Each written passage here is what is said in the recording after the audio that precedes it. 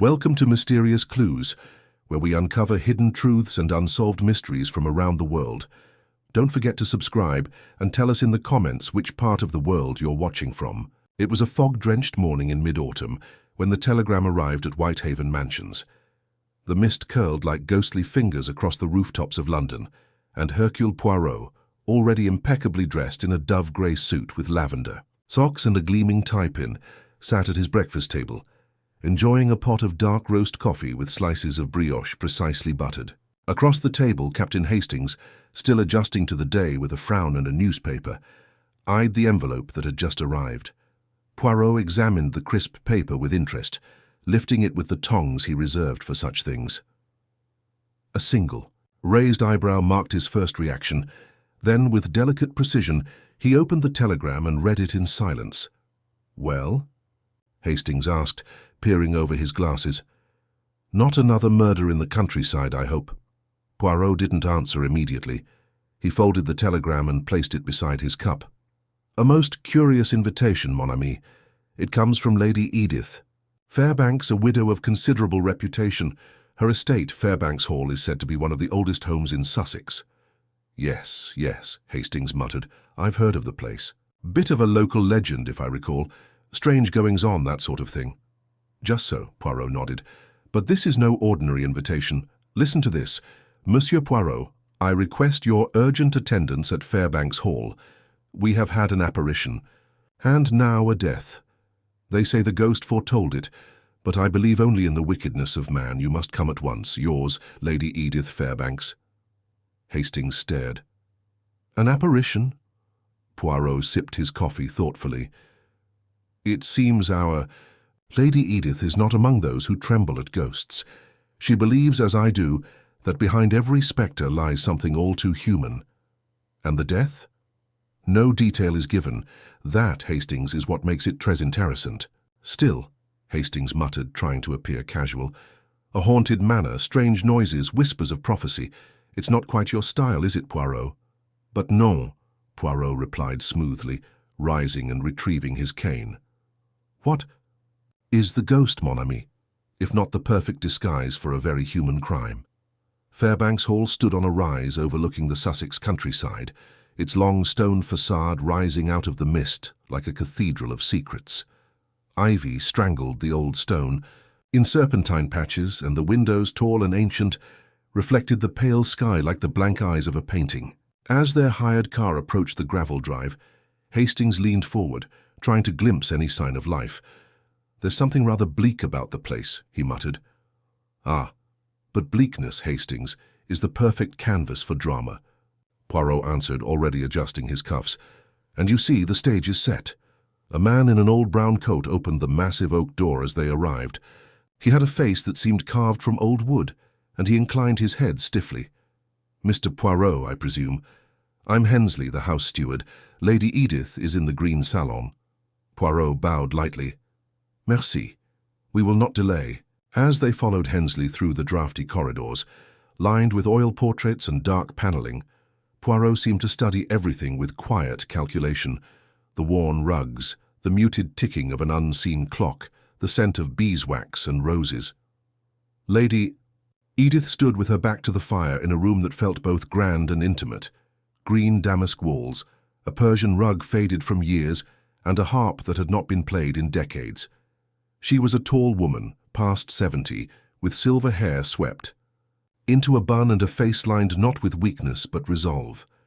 "Monsieur Poirot," she said, not rising, "you're even smaller than I imagined." "Ah, madame," Poirot replied, unbothered. "The great minds, they do not require space, only focus." She gave a tight smile. "I thank you for coming.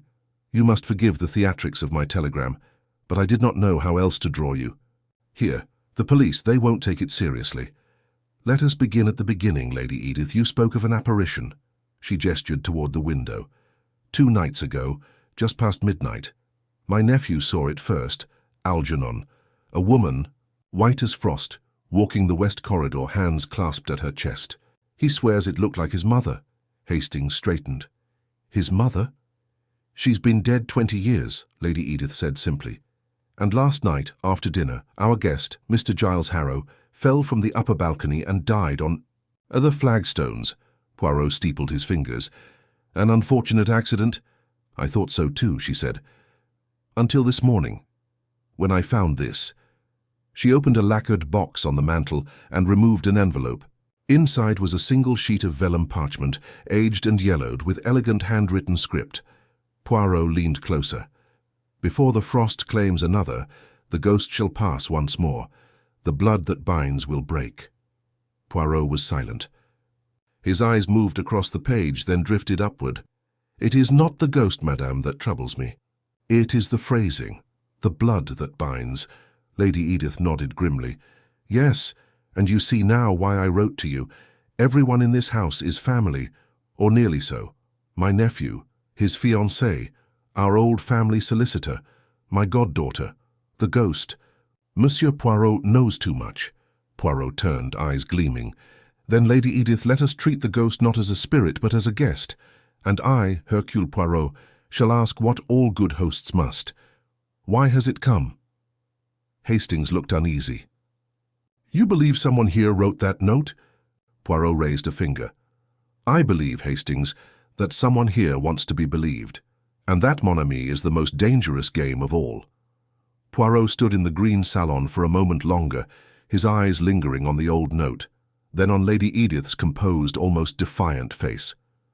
He gave a small, precise nod and slipped the parchment back into its envelope with care, as though even its creases might speak.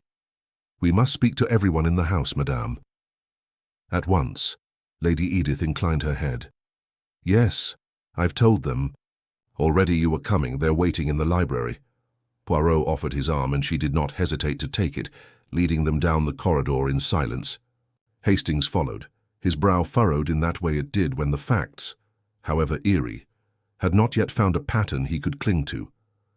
The library at Fairbanks Hall was a cathedral of old leather and wood smoke, its shelves heavy with generations of carefully chosen volumes. The scent of paper, polish, and something older, something more difficult to name, hung in the air. As they entered, all conversation ceased. Lady Edith made the briefest of gestures. Everyone, may I present Monsieur Hercule Poirot? All heads turned. Poirot paused just inside the threshold, took a moment to remove his gloves and tuck them precisely into one another. Then he walked slowly into the room, assessing each person without so much as a word. There were 6 of them. The first, a lean, sallow man with thinning hair and wire-rimmed glasses, rose halfway and gave an awkward little bow. Nigel Spence, Madam's solicitor and family trustee. Poirot inclined his head. Enchanté. Beside Spence stood a woman, perhaps in her early 30s, with an elegant figure and a poised bearing, though her eyes, dark and keen, flicked quickly about the room, never quite resting. Marianne Fairbanks, she said, Algernon's fiancée. Indeed, Poirot murmured before glancing at the man beside her, tall, broad-shouldered, with the kind of easeful arrogance that suggested public school and a surplus of inherited confidence. Algernon Fairbanks, he said with a dry smile, though most just call me Algy. And you saw the apparition? Poirot asked, lifting an eyebrow. Algernon shifted slightly. I did. I know what I saw. Poirot said nothing, merely turned to the next figure, who had not introduced herself. She was younger, perhaps 25, with hair the colour of burnished oak and a cardigan too large for her small frame. She had the air of someone used to fading into the wallpaper. This is Miss Iris Vale, Lady Edith offered. My goddaughter. She's been staying with us since June. And I am grateful, the girl said quickly, her voice small and even. I've nowhere else just now. I mean, I'm very glad to help in any way I can, Monsieur Poirot. Poirot nodded politely. Then his eyes shifted to the final figure in the room. He had not spoken, nor moved. He sat with a book closed loosely in his lap, his frame slight but upright, and his gaze fixed squarely on Poirot as though he had already made his conclusions. He was perhaps 60, with a clean-shaven face and clothing so neat as to border on clerical. That, said Lady Edith, is Mr. Elliot Winter, our librarian, and for the last 30 years practically part of the house. A ghost of the Mai. Living kind, then? Poirot said gently. Forgive me, Monsieur Winter, the phrase, it presents itself. Winter's mouth twitched in what might have been a smile, or merely a deflection. No offence taken, Monsieur Poirot. One must earn one's hauntings, after all. Poirot turned to the fire, standing before it with his back to the group. He warmed his hands for a moment, then turned. Monsieur Harrow, I understand, was not of the family? Correct, Spence said. A visiting guest. He arrived 4 days ago, friend of Algernon's from Cambridge, I believe. A bit of a bore, Algernon muttered, but harmless. Or so we thought. And his body was found where exactly? Poirot asked. In the rose courtyard, Lady Edith said, beneath the west balcony. The stone walk. He had been seen only minutes earlier, heading toward the library. Poirot nodded. Did anyone witness the fall? No one, said Marianne quickly. Only the result. A curious thing, Poirot murmured. A man falls from a great height and yet no one sees or hears it. Algernon bristled. Are you suggesting... I suggest nothing, Monsieur Fairbanks, I observe, and the most curious observation of all is this. How does a man fall where no fall is expected, and how does a ghost arrive to foretell it? There was silence for a long moment. Poirot turned to Hastings. We must begin with order. Let each member of the household speak with me privately, in turn, here, now. Lady Edith gave a sharp nod. We'll start with Algernon. Algernon looked faintly annoyed, but seated himself again, as the others filtered out. When the door shut, Poirot studied the young man for a moment before speaking. You saw the ghost, monsieur? I did. I came back late from the stables, just after midnight.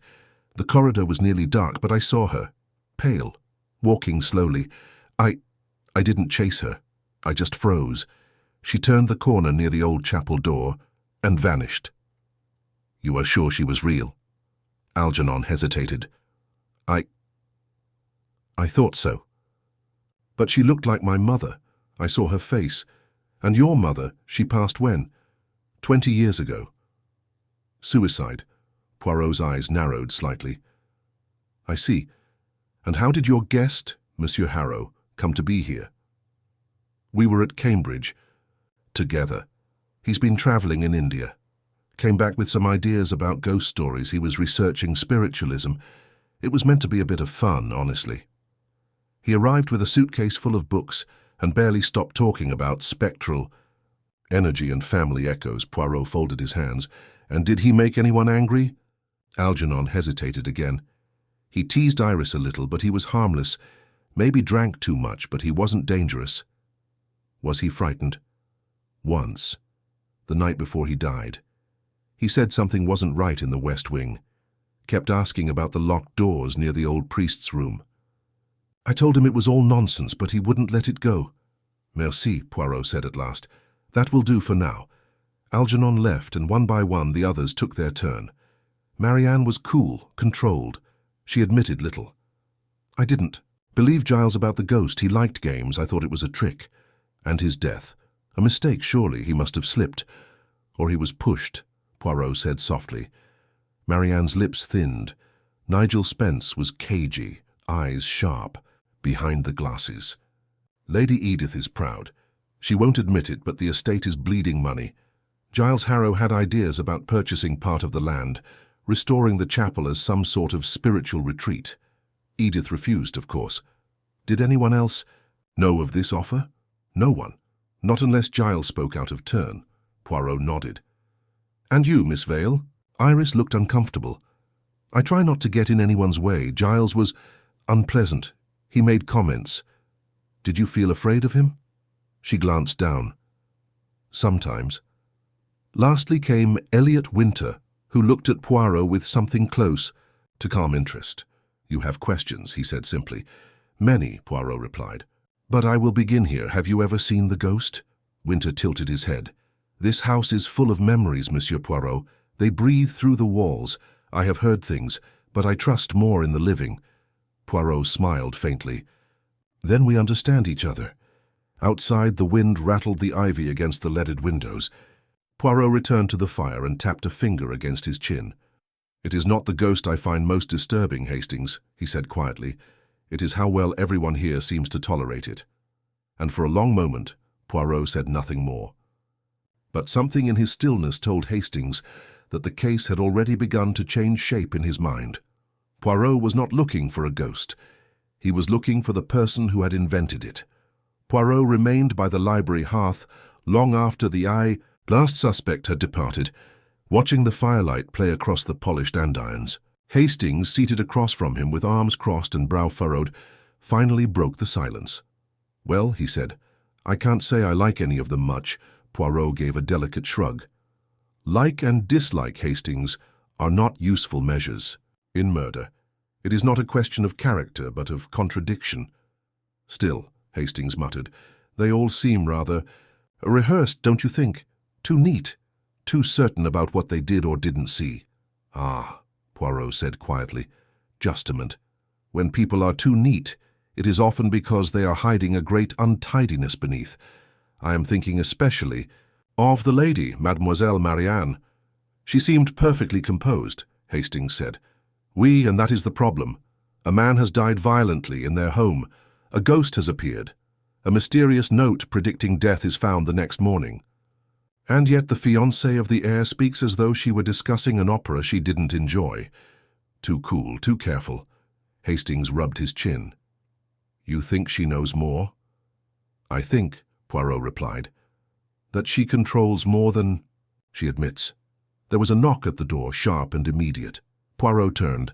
Hensley entered, looking more worn than earlier, his manner taut. "Begging your pardon, sir. Lady Edith requests your presence in the west corridor." Poirot rose immediately. "What has happened?" "She says it's best if you see it for yourself, sir." Within minutes, they were making their way down the cold hallway that led toward the chapel end of the estate. The light had dimmed. Outside, the fog had returned with creeping insistence, and the shadows that gathered in the upper windows of Fairbanks Hall pressed close to the glass like watching eyes. Lady Edith stood before a tall arched door once painted black, but now scabbed with time and age. Her face was rigid, but her voice held steady. "It happened again," she said. "The maid, Elsie, was doing her morning cleaning. She came running in hysterics not 20 minutes ago. I found her in the kitchen, sobbing." Poirot stepped forward. "And what did she see?" "She claims the ghost passed this door again, same as before. A woman in white, head bowed, hands clasped. And then, this." She pointed to the door. A single phrase had been scrawled across the ancient wood in chalk. The letters slanted downward, jagged and urgent. One death was not enough. Hastings let out a breath. Good heavens. Poirot didn't respond. He leaned closer to the writing, running a finger just above the surface without touching it. "No smudging," he murmured. This was written carefully, not in haste, not in fear. Lady Edith folded her arms. "I'll not have hysteria in my household. This is no spirit. Someone is trying to frighten us, to suggest that Giles's death was only the beginning." Poirot turned to her, eyes sharp. "And do you believe it?" She looked away for the briefest second. "I believe someone here is playing a dangerous game. I do not know why, but I want it stopped." Poirot nodded. "It shall be, madame, but tell me, who has access to this corridor?" She didn't hesitate. "All of us. It leads past the old chapel toward the servants' wing. It's rarely used, except by Hensley and the staff." "Yet it is a curious place for a ghost to appear," Poirot mused. "Half forgotten, far from the main bedrooms, but central enough that it can be seen by accident or by plan." Lady Edith didn't reply. Poirot turned to Hensley. "Let no one clean the door. Not yet. I will return after further interviews." As they made their way back through the dim corridor, Hastings turned to him. "So now what? The ghosts left a message?" Poirot's brow creased. "A message, yes. But for whom?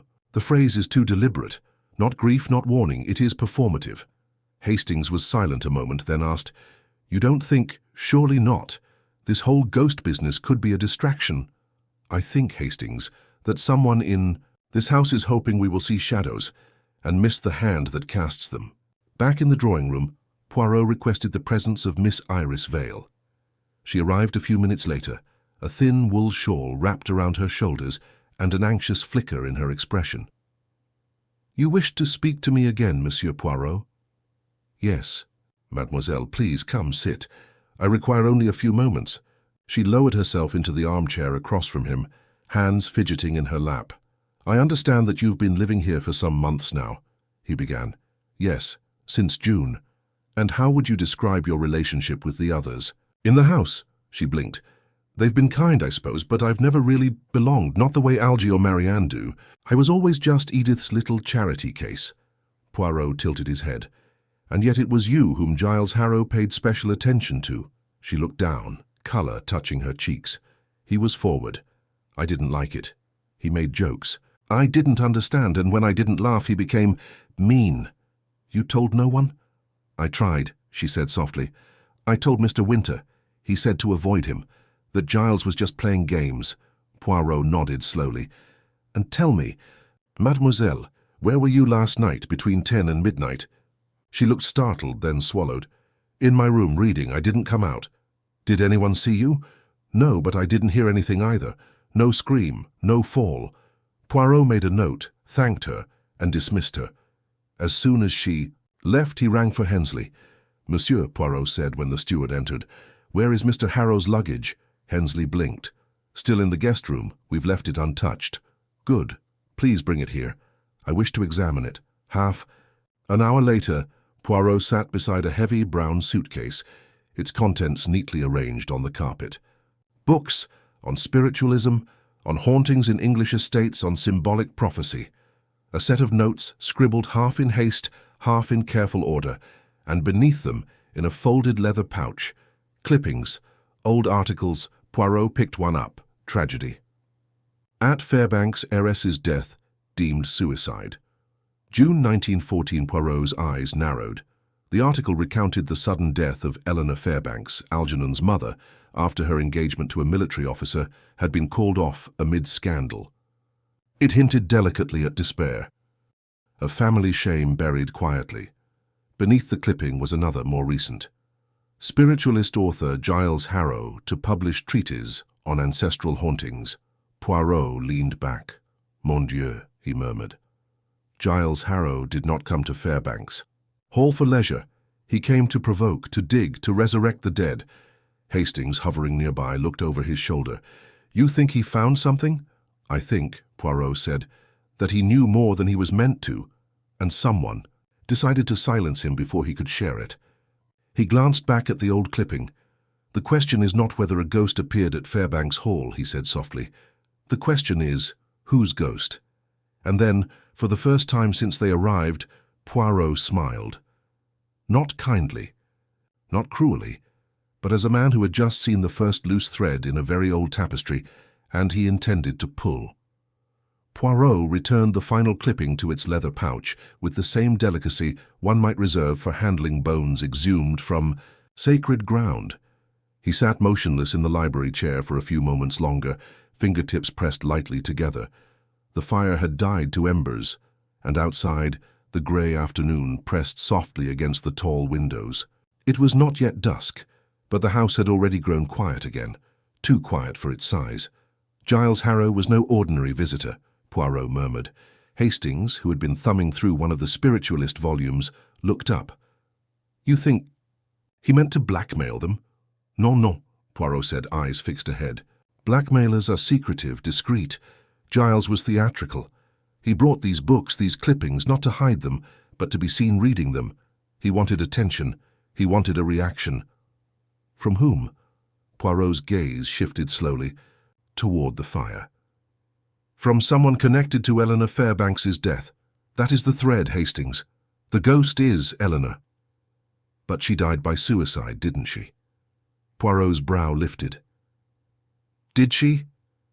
He rose, brushing imaginary dust from his sleeve, and walked over to the window, peering out toward the mist-blanketed grounds. Consider, Hastings. A young woman, wealthy, engaged, and then suddenly disgraced. No public explanation. The family buries the truth. And now, 20 years later, a man arrives with a portfolio of ghosts and a hunger for revelation. He dies, not from age or accident, but in silence, out of sight, beneath the same balcony where Eleanor once stood. Hastings frowned. Are you suggesting he was pushed because of something he found out about Eleanor? I suggest only this. Giles Harrow uncovered something dangerous, and someone here is determined to ensure that what was buried remains buried. Poirot turned sharply. We must speak to Lady Edith again. She was waiting for them in the music room, seated upright at the old pianoforte, hands folded on her lap as though composing herself for judgment. The afternoon light fell across her silver hair and high cheekbones, casting faint shadows on the carved panel behind her. Poirot bowed slightly. "Madame, may I trouble you with a few more questions?" "Ask what you wish," she said without. Rising, Poirot approached with respectful precision. "It concerns your late daughter-in-law, Eleanor Fairbanks." Lady Edith's lips tightened. "What about her?" "I have come across certain articles. They suggest her death was not as tranquil as the family legend maintains." "There was nothing tranquil about it," Lady Edith said quietly. "She drowned herself. In the lake at the back of the estate, we found her the next morning. Algernon was only a boy." "And what led to it?" A long pause. Her eyes remained on the far wall. "She was fragile, that's all. The engagement to Captain Belgrave had been broken off. There was talk, you understand, a whisper of impropriety. She couldn't bear the shame, so she walked into the water." "Whose shame?" Poirot asked. She finally looked at him. "Must you be so precise?" "Toujours," Lady Edith sighed. "There were rumors, yes, that Eleanor had been unfaithful, that there was a child, but nothing was ever proven." "And did you believe them?" Her chin lifted. "I believed in the importance of silence. Even if silence destroyed a life." "She would have destroyed the family," Lady Edith said flatly. "She brought chaos. We protected what we could." Poirot gave a small nod. "Did Algernon ever speak of it?" "Never," she said. "I forbade it. But someone else in this house may not have shared your discretion." Lady Edith looked away. "Giles Harrow?" Poirot inclined his head. "He sought ghosts, but not of the supernatural sort, and I believe he knew that the true spectre of this house was Eleanor." She stood abruptly. "Enough. I have answered your questions. I will not revive the dead for your investigation." Poirot did not object. "Then permit me a final one. Was Eleanor's room ever repurposed?" She hesitated. "No, it was closed, locked. And yet Monsieur Harrow was said to be asking questions about that part of the house, about doors, about a priest's room."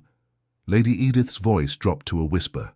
"There's a small annex off the west wing, once used by a confessor centuries ago. Eleanor's room connects to it." Poirot's eyes glinted. "Then perhaps our ghost has not walked far at all." As they left, Hastings waited until they were back in the corridor before speaking. "She's hiding something." "She is preserving something," Poirot corrected. "A distinction of motive, but perhaps just as dangerous." They retraced their steps toward the west corridor. The chalk writing had been scrubbed clean, Hensley perhaps, but the scent of damp stone lingered and the hush of the long hallway gave the impression of a crypt. Poirot counted the doors softly under his breath. At the sixth, he paused. "This one," he said. He tried the handle. It was locked. Poirot withdrew a thin ring of keys Hensley had given him and selected one with a long stem. It clicked. The door creaked open.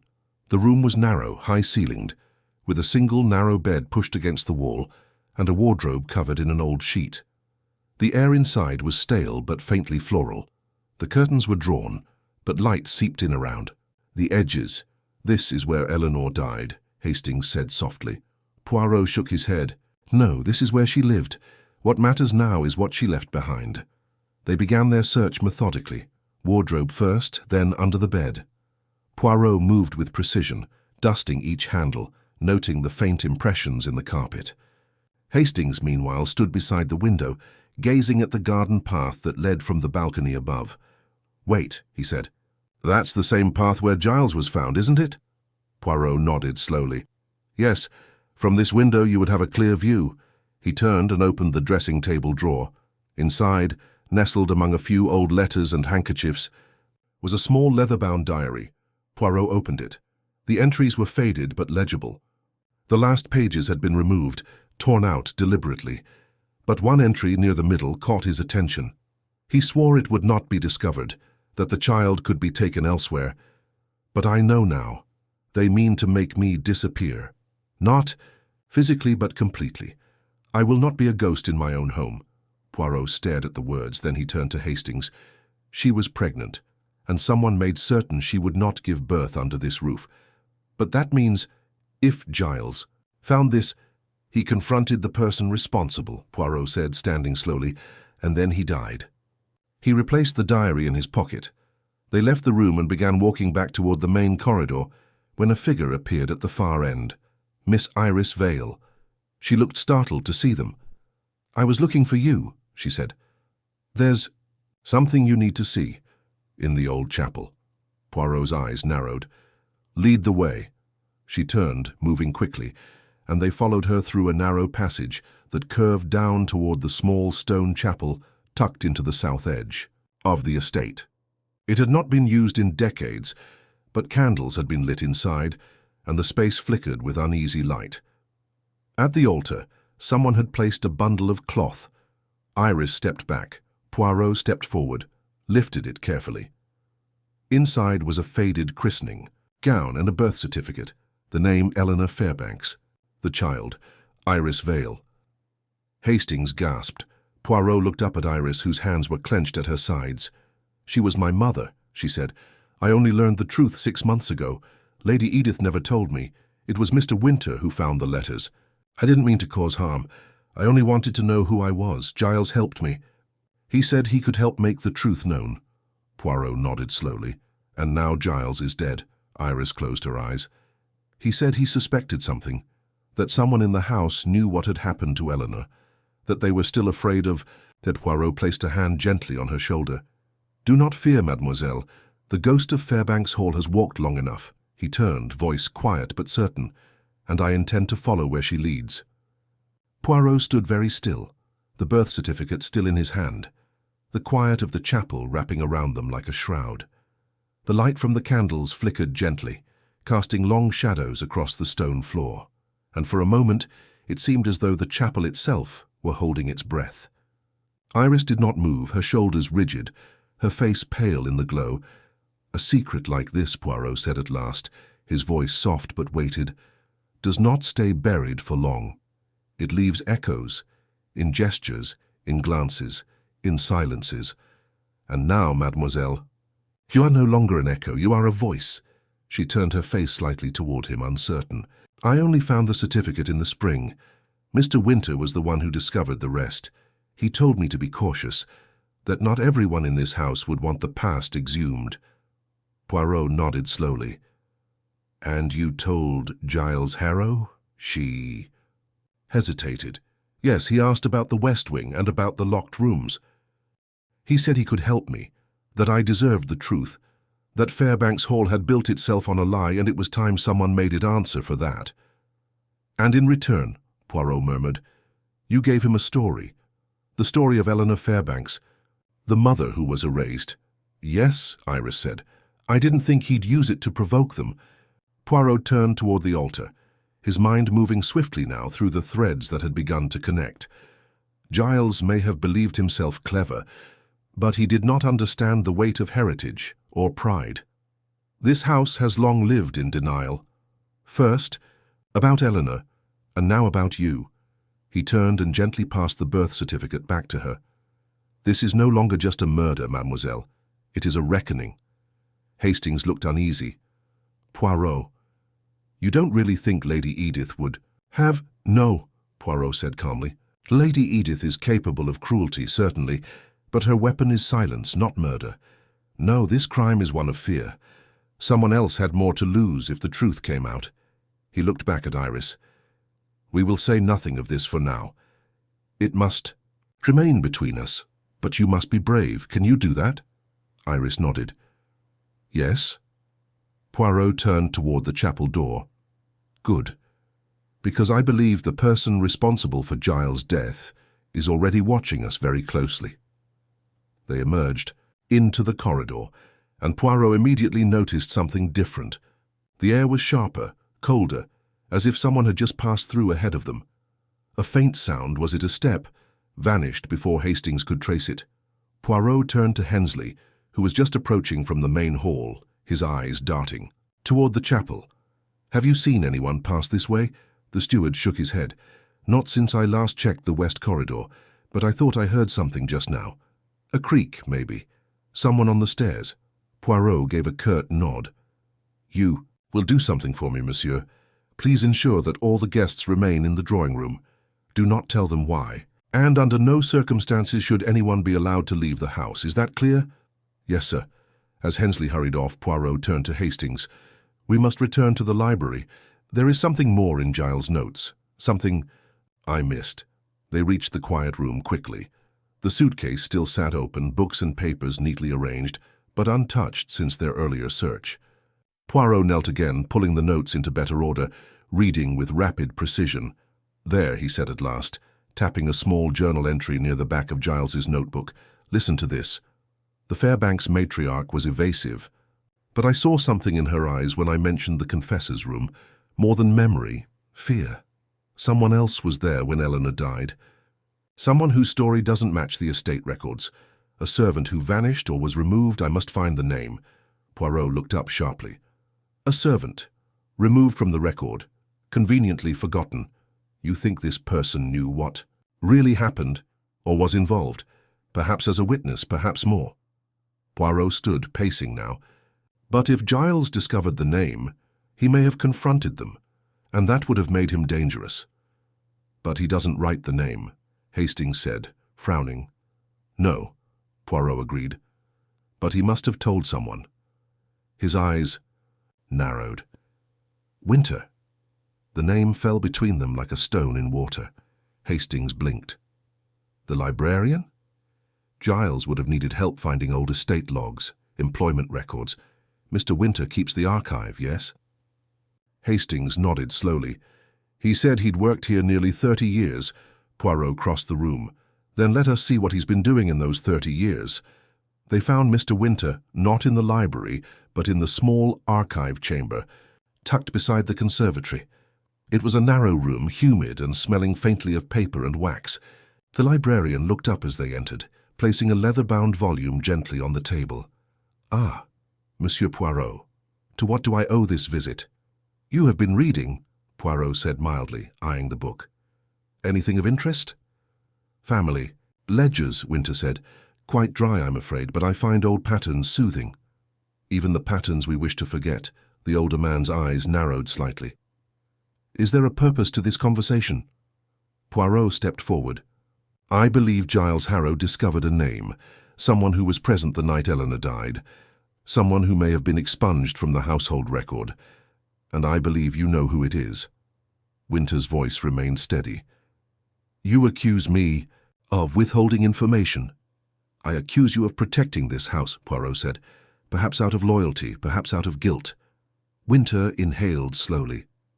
"It was a midwife." Poirot's eyes lit up. "Go on." "She was called Miss Briar, quiet woman local. Eleanor requested her, apparently. But after the child was born, she vanished from the house. I was new then, but I heard whispers. The child was taken. Miss Briar was sent away with money, and silence, no record was kept. At Lady Edith's instruction, I imagine." Poirot pressed his lips together. "And Giles?" "He found the name in a guest book, tucked behind an old piano ledger. He brought it to me 3 nights ago. I told him he should be careful."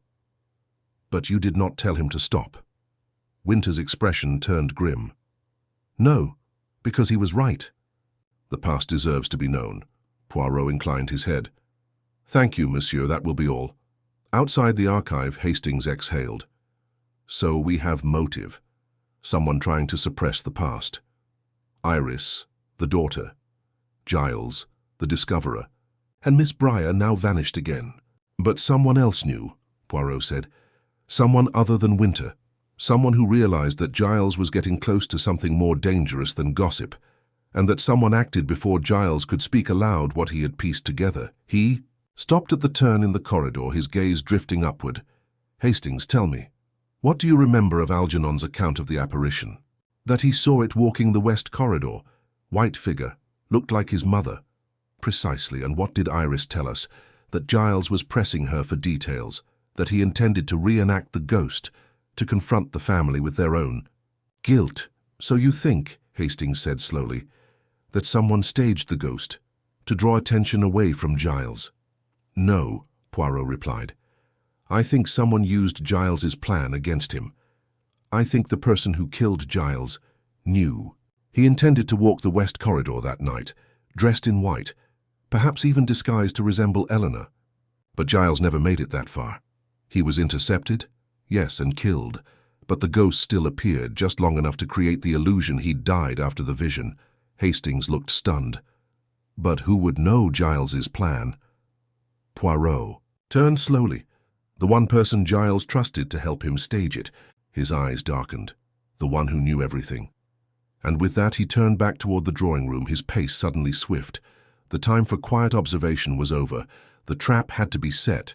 Poirot's steps were brisk, the echo of his polished shoes clicking with quiet insistence along the stone floor.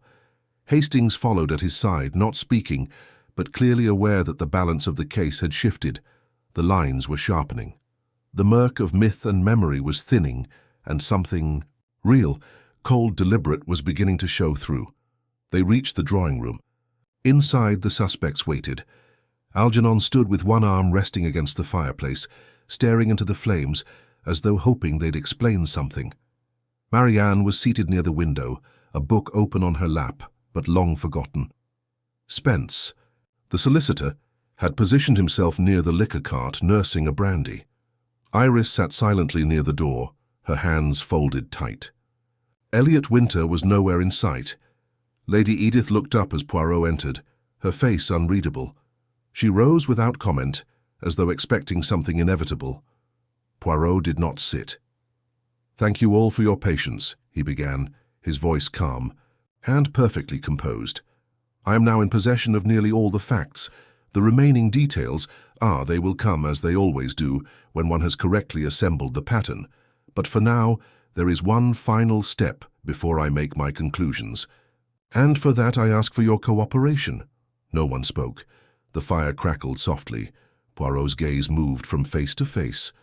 "I would like each of you to remain here while I conduct a brief search of your personal quarters. This is not a police matter, not yet, but a matter of truth, of justice for a man who is no longer able to speak for himself." Marianne's brow furrowed. "You have no right to rifle through our belongings." "Perhaps," Poirot said gently. "But the person who took Giles Harrow's life has already committed one far greater trespass. No? Shall we now draw lines over drawers?" There was an uncomfortable silence. Then, to Poirot's quiet satisfaction, Lady Edith gave the faintest nod. "Very well," she said. "Let him search, if it puts an end to this." Poirot smiled faintly. "Mercy." He and Hastings began with the guest rooms. Spence's quarters were neat to the point of sterility. Folded shirts, a half-used shaving brush, a tidy stack of wills and legal ledgers. Nothing out of place, nothing concealed. A man of habits, yes, but not secrets.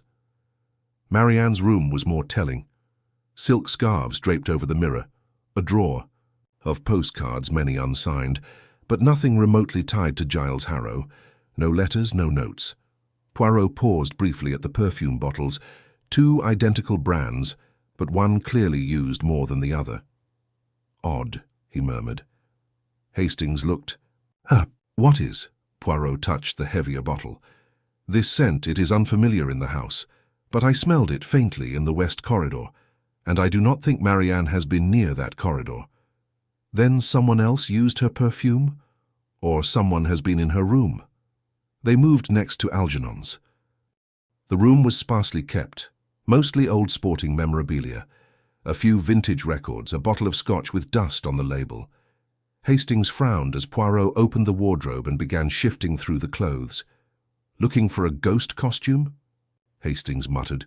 "Justament," and then, tucked behind a riding jacket, Poirot found it, a white silk dressing robe, feminine in cut, faintly scented, and stained at the hem with something dark and slightly crusted. "Blood," Poirot said softly. Hastings drew a sharp breath. Poirot folded it carefully. He meant to impersonate Eleanor. Giles was to wear this, perhaps walk the corridor, but someone else used it instead. Someone who wanted Gilles' plan to be discovered, but on their own terms. They returned to the drawing room. The guests looked up, each reading the shift in Poirot's expression, the change in his step. Lady Edith sat straighter. "Well?" she asked. "Nearly complete," Poirot said. "But one more thing remains. He turned to Hensley, who stood dutifully at the door. "Monsieur, please bring Mr. Winter here at once." Hensley hesitated. "He's not in the archive, sir. I checked just after you left." Poirot's eyes sharpened. "When did anyone last see him?" Algernon looked up. "Not since this morning. After breakfast?" A pause. Poirot turned to Iris. "And you, mademoiselle?" Her face was pale. I passed him briefly in the corridor just before I found you. He looked nervous." Poirot turned back to Hensley. "Search the upper floor. If he is not found, check the south side gardens. I believe he may be preparing to flee." Hensley left immediately, and the others sat in frozen silence. Poirot moved to the center of the room. "Let us consider what we know." His tone was different now, not gentle, not inquisitive, it was final. Giles Harrow was not a man who believed in ghosts. He believed in leverage, in revelations. He came here intending to expose the secret of Eleanor Fairbanks's child, a secret that would cast a long shadow across this family.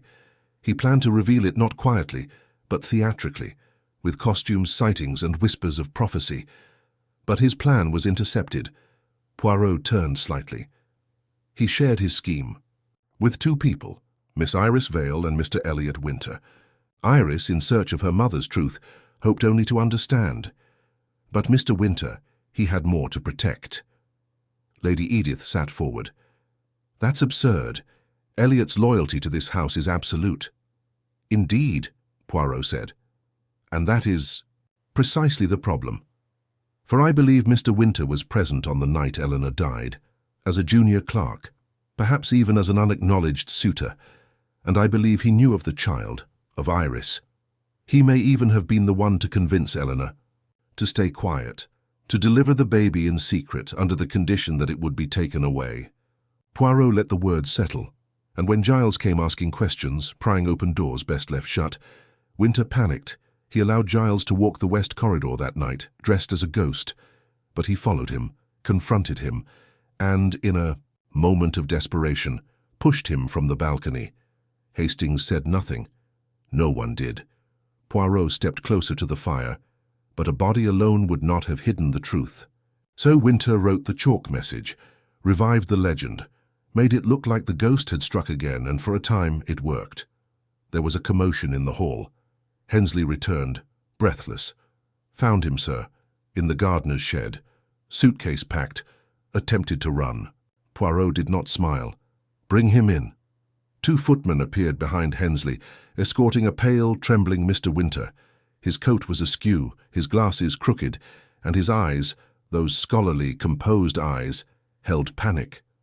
Poirot stepped forward. "You preserved many things in this house, monsieur. History, legacy. But in the end you chose to preserve the lie." Winter's voice broke. "I didn't mean to kill him. I only wanted him to stop." Poirot's voice softened, but did not lose its clarity. "But that is always how such things begin, with a desire for silence, and they end with a man dead on the stones." Winter's shoulders sagged. Lady Edith did not look at him. Poirot turned away. "Hensley, call the local constable. Mr. Winter will not be leaving Fairbanks Hall again." And in the hush that followed, as the guests sat with their shock and guilt, and the fire crackled back to life, Poirot retrieved the white robe from beneath his coat and laid it gently across the back of a chair. "No more ghosts," he said. "Only consequences." The silence that followed Mr. Winter's confession was unlike any that had come before. It was not the silence of uncertainty or fear, but of something older. Exhaustion, perhaps. The kind that settles in after truths have been laid bare when all the old shadows have finally been pulled into the light. Poirot stood very still. He did not bask in the moment, as some might have.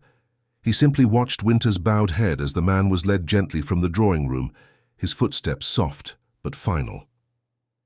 Lady Edith did not look up. Algernon had turned to the fire again, one hand clenched around the mantel. Marianne said nothing, but her eyes were wet and bright, and she stared down at the rug, as though afraid of what she might say if she looked at anyone. Iris sat perfectly still. Her expression was unreadable, and yet it was she who broke the silence first. "What happens now?" Poirot turned to her, his face full of gravity and yet not without kindness. What happens now, Mademoiselle Vale, is life. Life unburdened by lies. I meant—" She hesitated, her voice tight. "Am I still part of this family?" Lady Edith stirred then slowly. Her movements were deliberate, elegant even now, but her face was pale, and there was a tremble in her hands that had not been there before. "You are," she said at last, looking directly at Iris. "You always were. I just refused to see it." Poirot stepped aside, allowing the two women space, though he watched carefully. "I don't want anything," Iris said. "Not the house, not the name, just the truth." Lady Edith's face shifted, softened somehow, the lines of control giving way to something more fragile. "Then you already have more than most," she said. "You have something I gave up decades ago." Algernon turned at that sharply. "You mean my mother?" The words landed heavily. Lady Edith held his gaze. "She loved you desperately, but she loved poorly. She made a mistake, and I punished her for it." Algernon's mouth tightened. "You told me she was weak, that she brought shame." "I told you what I needed to believe to survive it," Lady Edith said quietly. "Because if she had been wrong, if she had been mistreated or abandoned, then I would have to admit what I had done." A long pause stretched between them. Poirot stepped in then, his voice as careful as a thread across glass. "There is a kind of justice in truth, yes, but there is also cruelty. Be careful, all of you, what you do with the truths that remain. Not all wounds require salt." Lady Edith nodded slowly. "You are right, Monsieur Poirot. You have done what no one else could do. You have dragged this house back into the light." "I did not do it alone," Poirot said. "The ghosts of Fairbanks Hall have merely been waiting for someone to listen." He turned to Hastings, who had been uncharacteristically quiet. "We shall collect our things, mon ami. Our work here is done." "Just like that?" Hastings asked softly. "You've revealed a murder, unearthed a lost child, and dismantled a family myth, and now you just leave?" Poirot smiled faintly. "Justement, that is what detectives do. We arrive like a storm and leave before the clouds part." But he paused at the threshold, as if something still lingered. Lady Edith rose slowly. "There's something you haven't asked," she said. Poirot turned. "You haven't asked about the child, about why I truly let her go." He regarded her carefully. "If you wish to tell me, I will listen, but only if it serves your soul, not the case." Lady Edith looked to Iris, then away. It wasn't about shame, not entirely. It was about pain. Eleanor had changed. She was angry, erratic, and the child was born with difficulty. She wouldn't nurse, wouldn't stop crying, and Eleanor, she said terrible things a mother should never say. Poirot listened without comment. "I feared she would harm the child, and so I called for the midwife. I told her to take the baby, to leave and never speak of it again." Her voice broke slightly. "And then, a week later, Eleanor walked into the lake. No one said a word for a long time. At last Poirot stepped forward. Then perhaps what you tried to silence was not shame, but grief." Lady Edith looked at him, eyes full of something unspeakable. She nodded once, and said no more. That evening, after the sun had set and the fog had rolled back in, Poirot and Hastings packed their cases and prepared to depart. The air outside was thick with the scent of damp leaves and wood smoke. A chill had returned, but it was no longer the oppressive chill of the past clinging to the present. It was the ordinary chill of an autumn evening. Their car waited at the front steps. As they walked down the hall for the last time, Iris met them at the base of the stairs. "I wanted to thank you," she said, looking only at Poirot. "You have nothing to thank me for, mademoiselle," he said with a small bow. "You were the one brave enough to see the ghost for what it truly was." She reached out and touched his hand briefly. "You gave her a voice." "No," Poirot corrected softly. "I gave you the ears to hear her." As they drove away, Fairbanks Hall receded behind them, still grand, still grey, still cloaked in ivy and memory, but its windows no longer looked quite so blank. There was a light in the east wing, and Poirot watched it until it vanished behind the trees. Hastings sat back in the seat, sighing. A peculiar case. No fingerprints, no weapon, no witnesses, only history and heartbreak. Poirot nodded. "Precisely. A crime of emotion. a murder of silence. And as always, la vérité she demands to be known. They rode on in thoughtful silence for a while, until Hastings, ever the soldier, cleared his throat and said, "So, what now?" Poirot smiled. Now we return. To London. I have an appointment with my tailor. My cuffs are 2 millimeters too short, an intolerable offence." Hastings laughed softly. The fog thickened around them. The countryside gave way to fields, then hedgerows, then quiet roads. But Poirot sat content, gloved hands folded neatly in his lap, watching the world slide past the window. Another ghost laid to rest, another truth restored, and the little grey cells, once more, at peace. The next morning in London dawned bright, but cold, with the pale sun glinting off the river and the wind cutting briskly between the buildings like a blade that had lost none of its edge. Poirot sat in his familiar armchair by the window at Whitehaven Mansions, a delicate china cup in one hand, the saucer precisely balanced on the armrest. A fresh croissant, untouched, sat on a side plate. He was not, Hastings noted, entirely at ease. For all his outward composure, there was a quiet tension in the way Poirot's gaze lingered on the grey clouds rolling in from the east, as if something had been left incomplete, unspoken back at Fairbanks Hall. Hastings, seated across from him and now halfway through his own second cup of tea, tried to make light of it. "You did what you set out to do," he offered. "Solved. The murder exposed the killer, put the past to rest. Even Lady Edith seemed, if not grateful, at least willing to acknowledge it." Poirot nodded slowly, but did not look away from the window. "Oui, mon ami, but gratitude is not the same as truth, and truth, it is rarely so tidy as a confession." Hastings raised an eyebrow. "You don't believe Winter was the killer?" "I believe he pushed Giles," Poirot said, finally turning his head. "But whether he meant to kill him is another matter. There was panic in his confession, yes, but also calculation. And it is that contradiction which troubles me." He rose and walked to his writing desk, pulling open a drawer and retrieving the small leather-bound notebook they had taken from Giles Harrow's suitcase. "I reviewed it again last night," Poirot said, flipping through the pages carefully. "And something did not sit right with me. Look here, his entry from the night before his death. Winter believes the servant vanished after Eleanor's death. But I suspect there is another witness, someone close, someone still in the house. I must find the connection to Marianne. She knows more than she says." Hastings blinked. "Marianne? But she had no connection to Eleanor. She would have been a child." "Just so," Poirot replied. But Giles was thorough. He was not interested merely in Eleanor's story. He was tracing the patterns of the family, and he saw something in Marianne that I missed. Poirot paced slowly, his mind clearly racing ahead. Giles had dinner with the family the night before he died. Afterward, he walked with Marianne on the terrace.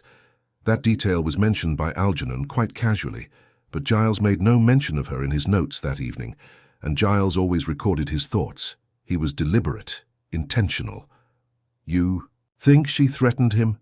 "I think," Poirot said carefully, "that she told him something that made him change course."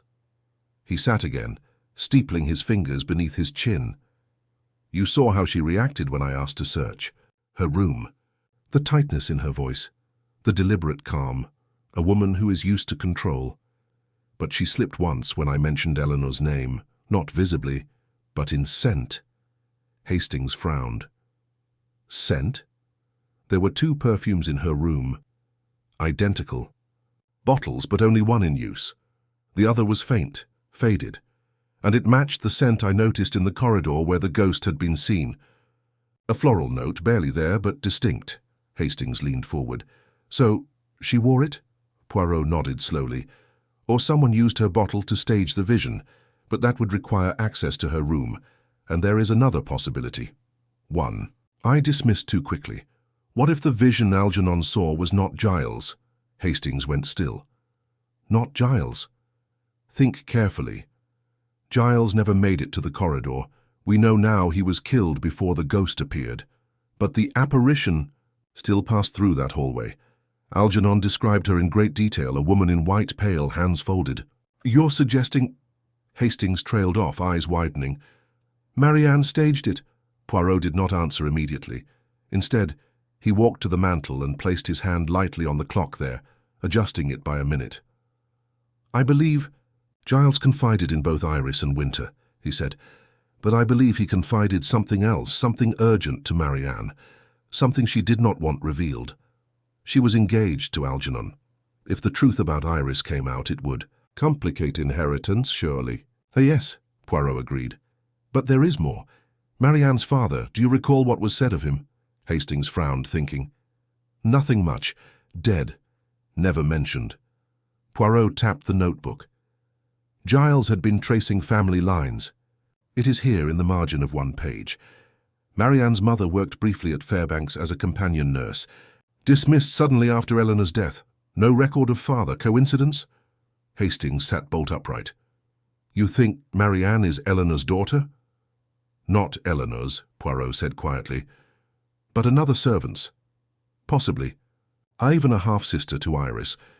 If true, and if known by Lady Edith, it would make Marianne's engagement to Algernon highly problematic. Good Lord.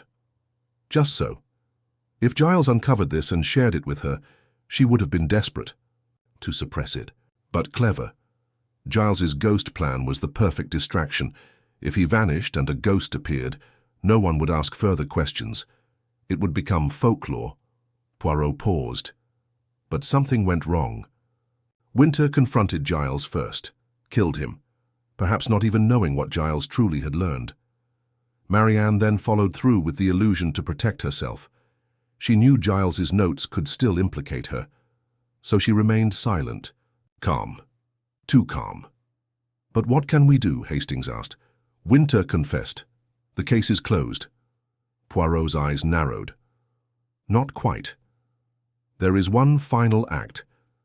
That afternoon, Poirot penned a letter, not to Lady Edith, but to Marianne, herself. In his flowing, elegant script, he invited her to tea at Whitehaven Mansions, under the pretext of clarifying certain estate details she had inherited as Algernon's intended. She arrived 2 days later, dressed in ivory and navy, her gloves immaculate. She greeted Poirot with civility, sat straight-backed and declined sugar. I wasn't sure if this was a courtesy call or something more, she said. Poirot smiled pleasantly. Let us call it both. I find such distinctions tiresome.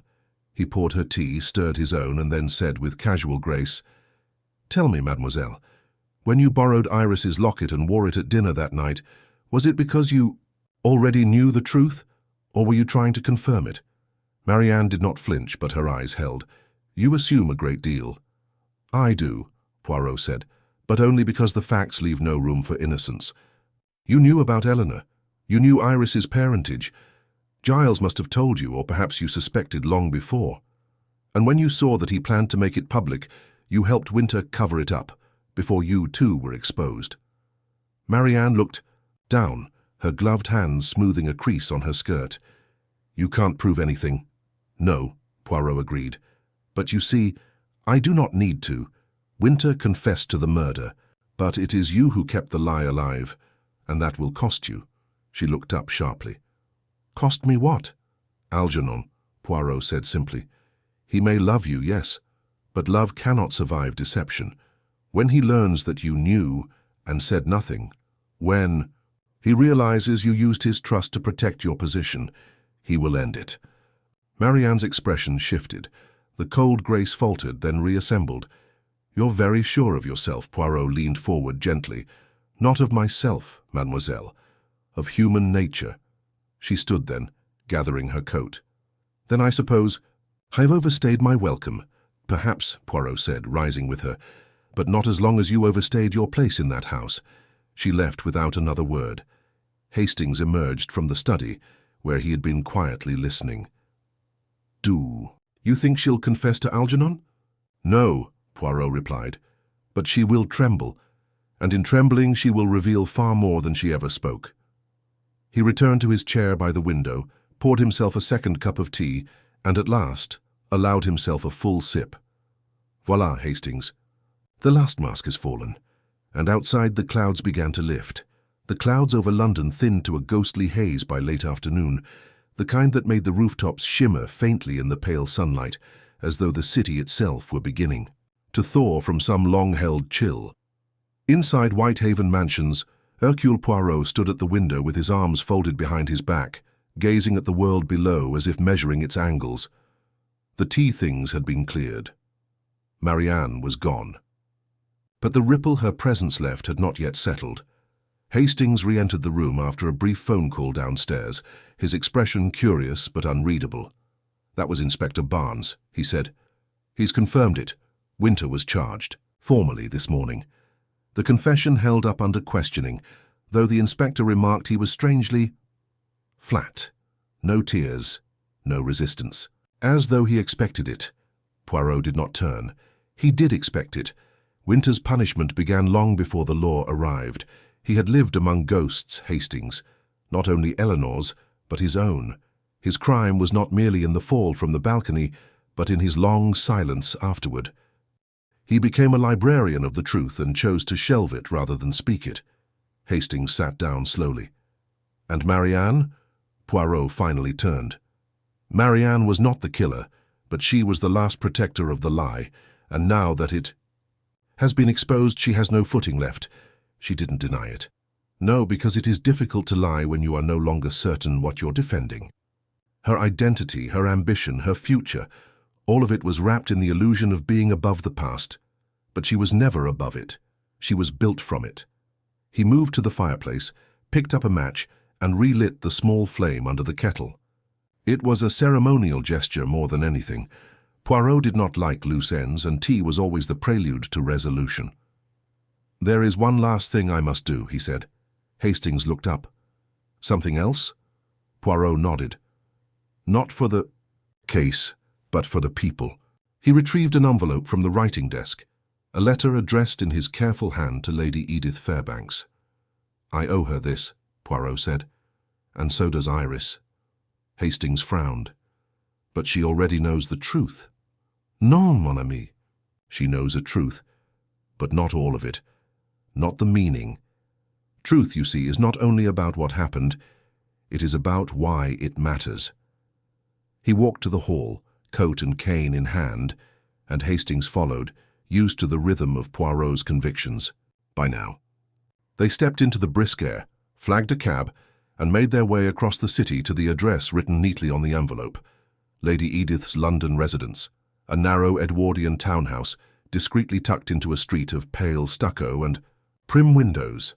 They were shown in at once by a maid who seemed to have been expecting them, and Lady Edith descended the stairs herself, regal even in her mourning grey.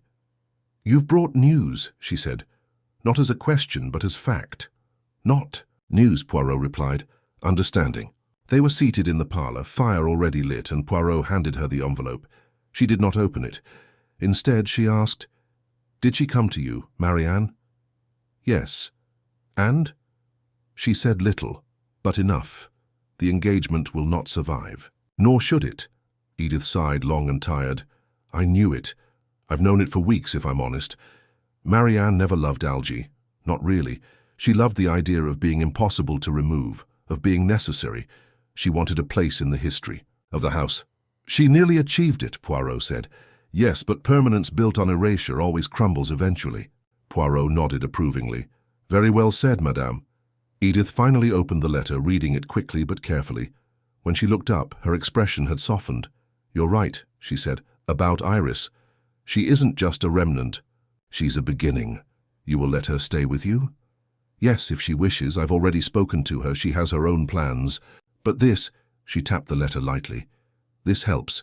I appreciate it." Poirot inclined his head. "That is all I wished for." As they took their leave, Hastings asked quietly, "What was in the letter?" Poirot smiled faintly.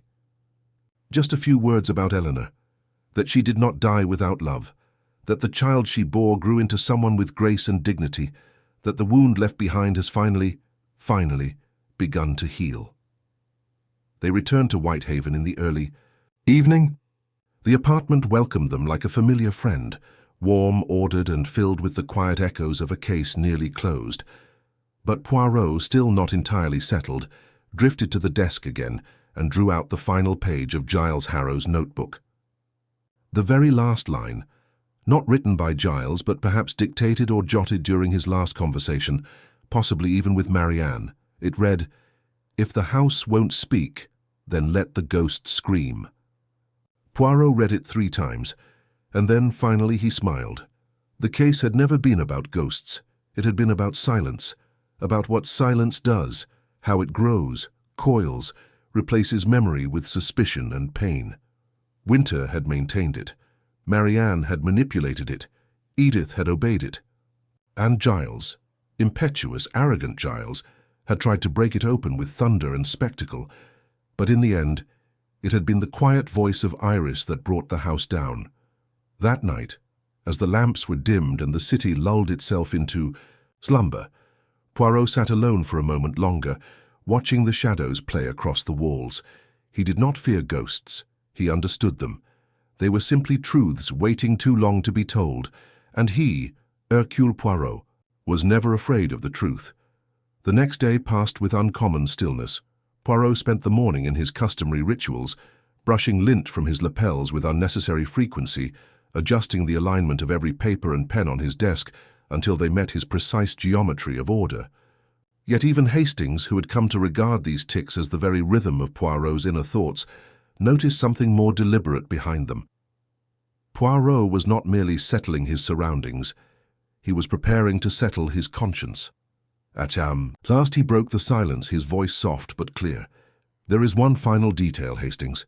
A thread so thin it nearly escaped even me, but it has tugged persistently since the beginning." Hastings looked up from the Times. "Another suspect.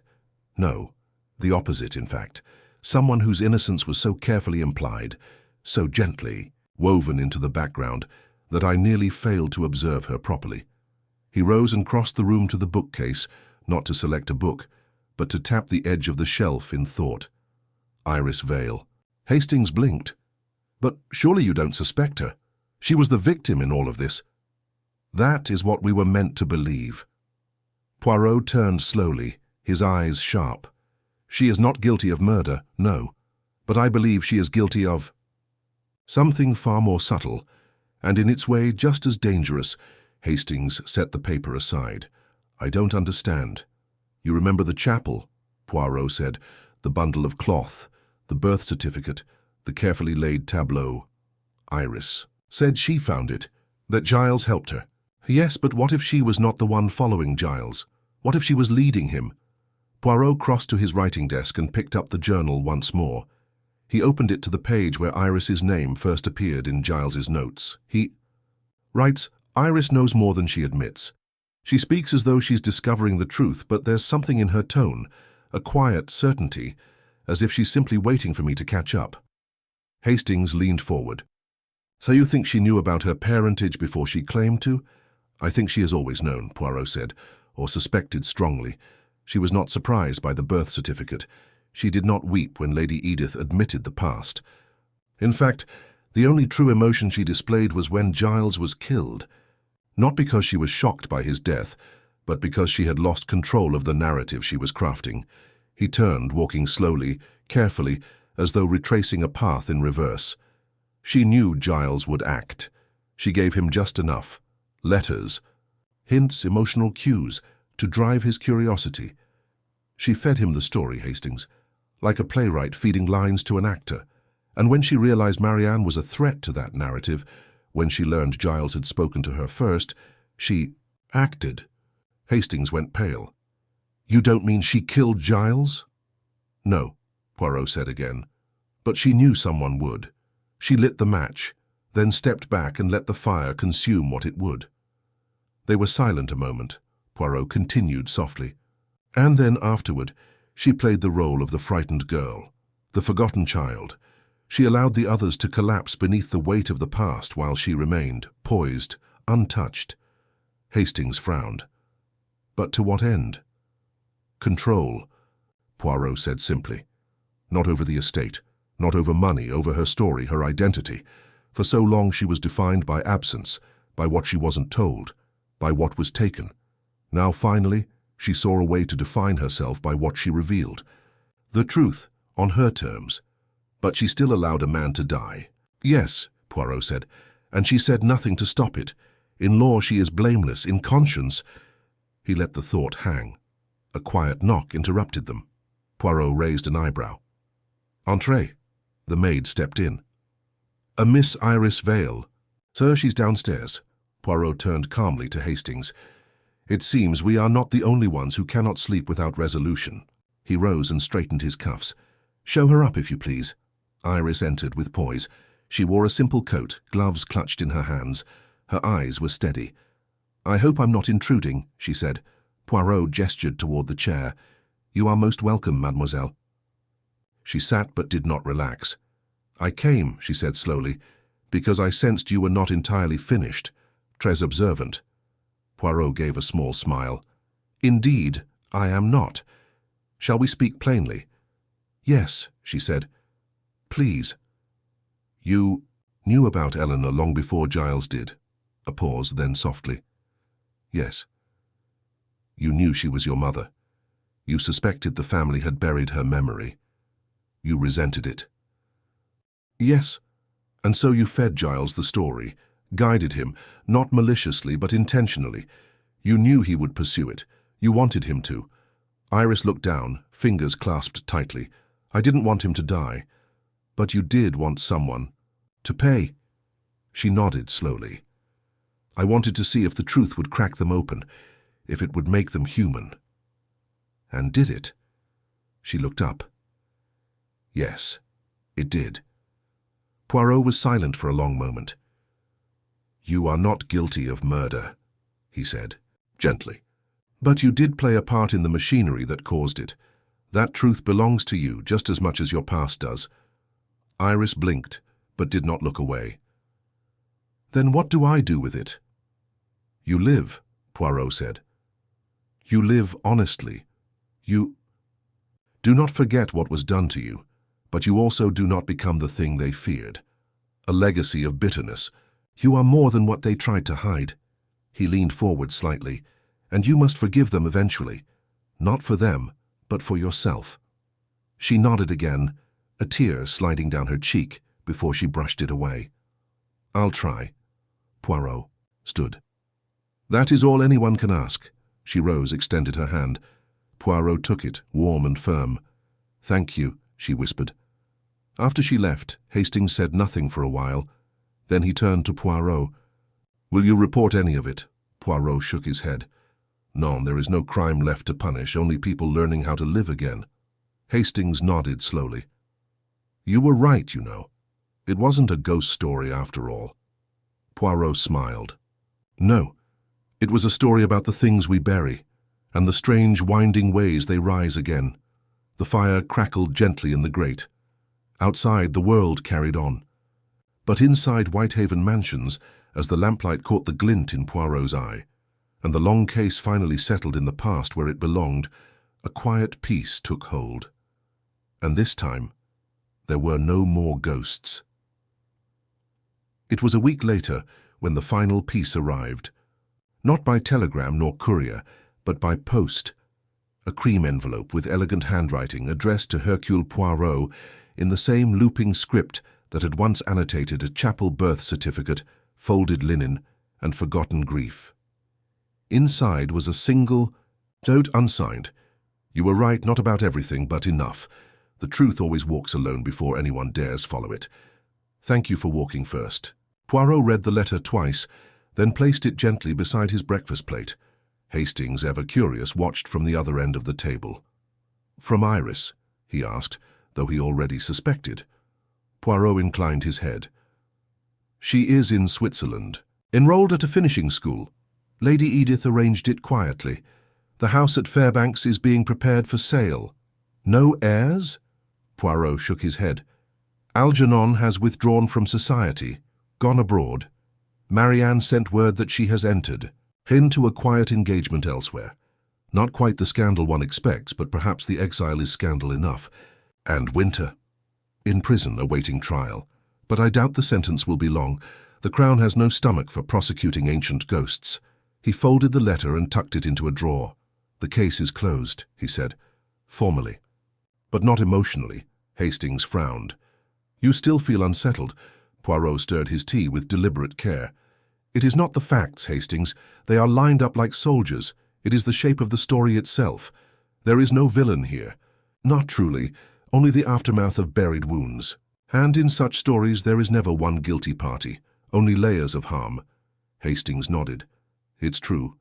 Winter did what he thought was right, for the house. Marianne protected her own place. Iris was hurt, but not innocent. Precisely. Poirot tapped his spoon lightly. Evil in this case wore no cape. It whispered behind closed doors. It shrouded itself in good intentions. It asked only for silence. And silence, Hastings. C'est l'ennemi véritable. The true enemy. They ate the rest of their breakfast in companionable quiet. Later that day, as Poirot prepared to visit his tailor, a ritual that always marked the proper end of a case, he paused by the bookshelf and retrieved Giles Harrow's notebook once more. It had been returned to him by the constable in Sussex along with other belongings. The case was formally marked as solved. The press had already begun to forget the story, preferring tales with clearer villains, cleaner endings. Poirot opened to the final entry. If the house won't speak, let the ghost scream. He ran a finger beneath the words, then closed the book with care. In the end, the ghost had not screamed, she had whispered. A daughter had been found, a lie had been named, and the silence that once covered Fairbanks Hall like ivy had finally been cut away. Poirot, alone for a moment in the still of his study, let out a slow breath. It was not triumph, he felt, nor even pride. It was stillness, completion, balance restored. There would be other cases, of course, there always were.